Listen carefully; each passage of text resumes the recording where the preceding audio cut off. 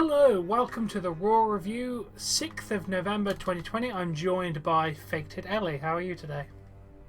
Hello everyone, I'm doing great, Tom. How are you doing? I'm doing very, very good, thank you. Good to hear. Let's talk about Smackdown. I thought it was an alright Smackdown. Not overly amazing, but nothing was bad, in my opinion. Yeah, I honestly did not really have much of a problem with the show at all, so... nothing necessarily good happened, but nothing bad happened, so... Yeah. Well, we kicked off that's... with a rematch from Hell in the Cell. Yes, right, pay-per-view. Sasha Banks versus Bayley for the Smackdown Women's Championship. It was a pretty decent match, as you would expect from both women. Banks statement, Bayley taps out. And in this review thing, it says, in brackets, really? For who won. So even they're surprised that freaking Sasha retained. Yeah, I mean, the match was decent. Yeah, I'd probably like a solid 2.6 maybe. Yeah, I'd give it a 2.75 out of 5. I think the only problem is I just feel like Bayley versus Sasha matches should be for like pay-per-views and not like Smackdown. It just felt weird to me, you know. I agree. Definitely wrong place and wrong time. After the match, and it was like the first match as well. I'm just like, this should at least be main event or something, but no, it's like the first match. It's just like, oh, okay. Yeah. After the match, Sasha got attacked by Carmella, which was nice to see Carmella back. Yeah. I think they're probably gonna start like a rivalry between Sasha and Carmella, which seems kind of interesting. Yeah. At least maybe Sasha will lose the championship. Yeah. She'll probably lose at the next pay-per-view. Probably. After that, Jey Uso was in a back for an interview. Kevin Owens stops by and says it's been a tough few weeks. He says that Jay's getting Roman's coffee should be Paul's job. And he asks if he thinks family is a joke. He said since we're their partners at Survivor Series, they have a bad history on pay-per-view. They want to work out some strategy. Kevin says Jay looks busy with things and suggests decaf. Kevin Owens being a disrespectful man. By the look of it, it's going to be Roman Reigns versus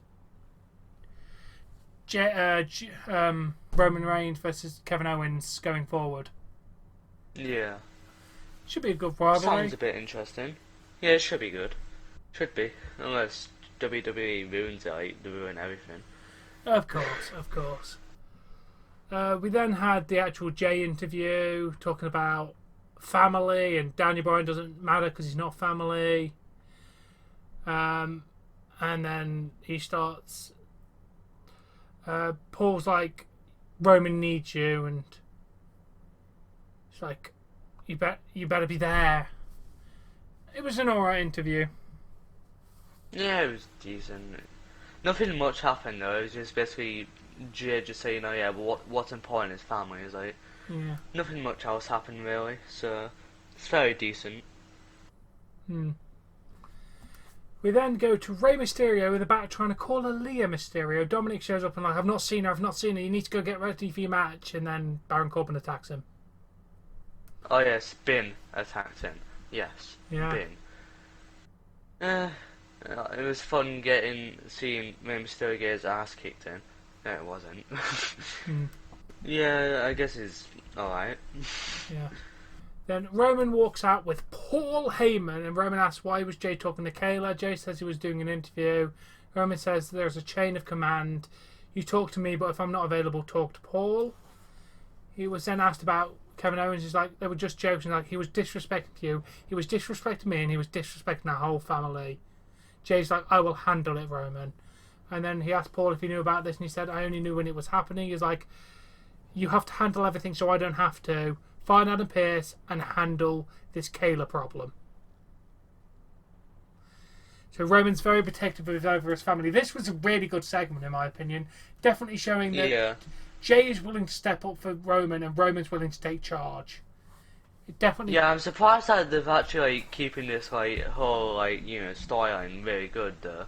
Like I kind of like this whole like element of family and like hierarchy or whatever, like chain of command. Yeah. I'm like really enjoying it. It's still, in my opinion, the best thing about SmackDown in the current moment.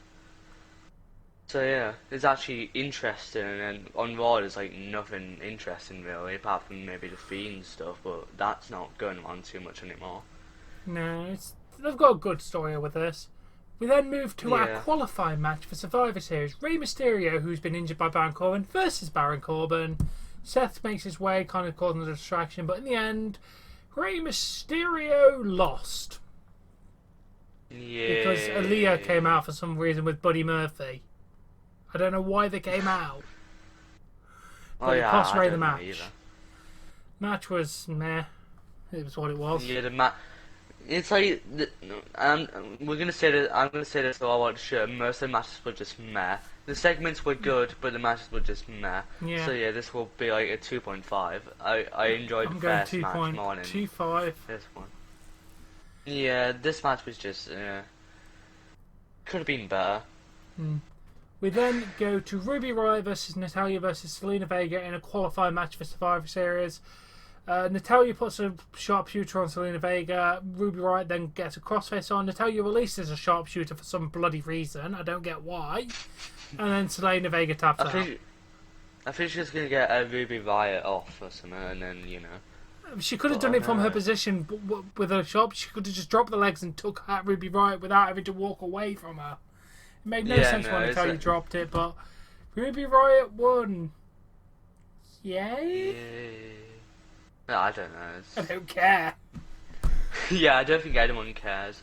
I think this is probably my least favourite match of the night, really. I just didn't really care much. No. So the only part where I actually tuned in was right at the end. I was like, okay, that was... Yeah, boring. that was... yeah. The match is like a 2.2 for me. I did not care too much. Yeah. We then go to Big E in the back playing Trivial Pursuit with a woman where he won money. Street Profits show up. They're trying to get the scoop on Kofi and Woods. Big E tells them if they lay down in the ring, Kofi and Woods won't beat them up too bad, and then they all laugh. Billy Kay then shows up, laughs like Big E and the Street Profits. Big E leaves, and then Billy Kay tries to give Street Profits her resume and says, I can get you some inside information on the Red Brand, and they're like, Billy, you do know we were on the brand at the same time as you? And she's like, oh. Bye then. Actually kind of funny. Billy Kay actually made me laugh in this. I found it kind of entertaining. Yeah. The Street Profits were annoying, but hey ho.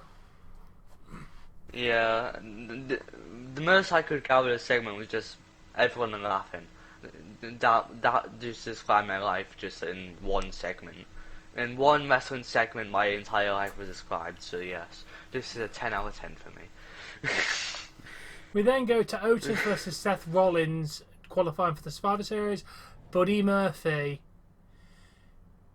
is on the ropes and distracts Otis, causing the blackout for the 3 count. Yes, Buddy Murphy cost Otis his match. The match was alright. 2.25 out of 5. Yeah, 2.25 maybe.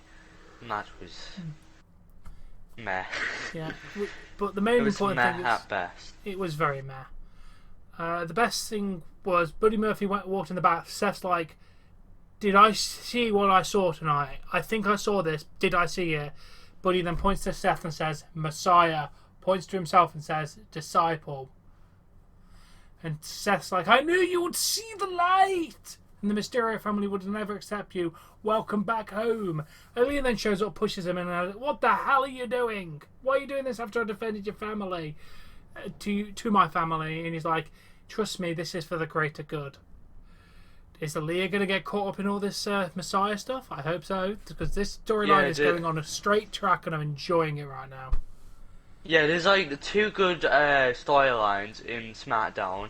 The Roman and Jay storyline with that, and then this storyline with Rey Mysterio and Aaliyah and Buddy Murphy and all them. And I think like these 2 storylines make SmackDown probably the better than Raw in my opinion. Raw has got nothing going for it right now. I honestly do not care at all about Raw, to be honest. No, so Raw is piss poor in my opinion.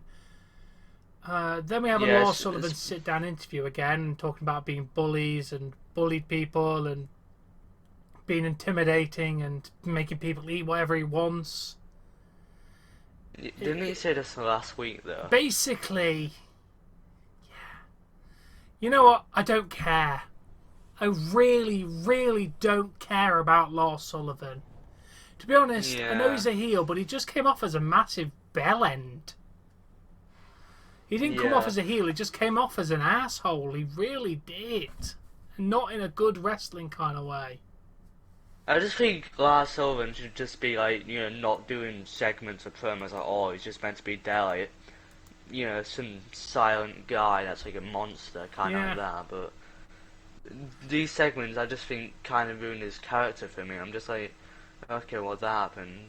I'd rather not have been there, but the segment gets like a 4 for me. I just don't want it to be there. I think it's better if the segment wasn't there in the show at all, because I think it just kind of ruins his character.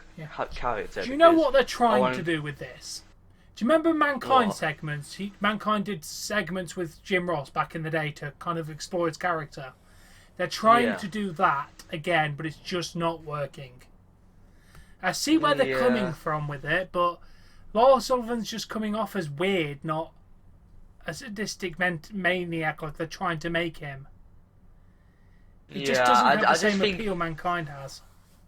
Yeah, it should just be more of a silent character. That's who I think it should be. We don't normally get these kind of characters too much anymore, where they're like silent. Like, I guess Kane and The Undertaker were like the silent characters, and I just think we need some guy that's not always like talking, but just a monster, and that's actually somewhat decent. But I think just trying to make him some sort of like sympathetic character with all the bullying and that is just I don't really like it. I just wish I wasn't there. Definitely. That's my opinion. Definitely. We then move swiftly on to the main event of the evening. Jey Uso versus Kevin Owens. This was by far the best match on the show. Roman music plays, causing the distraction. Jey hits a frog splash for the 3 count. The match was fairly decent. I'd give the match a 3 out of 5. It was really good, actually. I enjoyed it. Yeah, I'd probably give it maybe like a 2.8. It's pretty good for the most part. I just think I think it's just kind of like by this point I was sort of a bit bored. It might have been because I was very tired, but yeah. I just feel like if I wasn't as tired, I think I would have enjoyed it like more. But Yeah. And after the match, Roman makes his way to the stage and lets Jey know how he did. So kind of like a good job, you did something correct, mate. It's basically what it was, weren't it? Yeah, pretty much. And that was the end of the show. Overall, an enjoyable Smackdown, especially compared to what the dumpster fire was of Monday Night Raw. Yeah. I didn't even watch Raw, and I saw the review, and I was like, yeah, you and Wrestling Network was talking for like the show for like 30 minutes, and then like the last 15 minutes you decided to not talk about Raw. Yeah. That's how much you did not like the show. Yeah. Yes. But yeah, this was Smackdown. What would you overall rate it out of 10?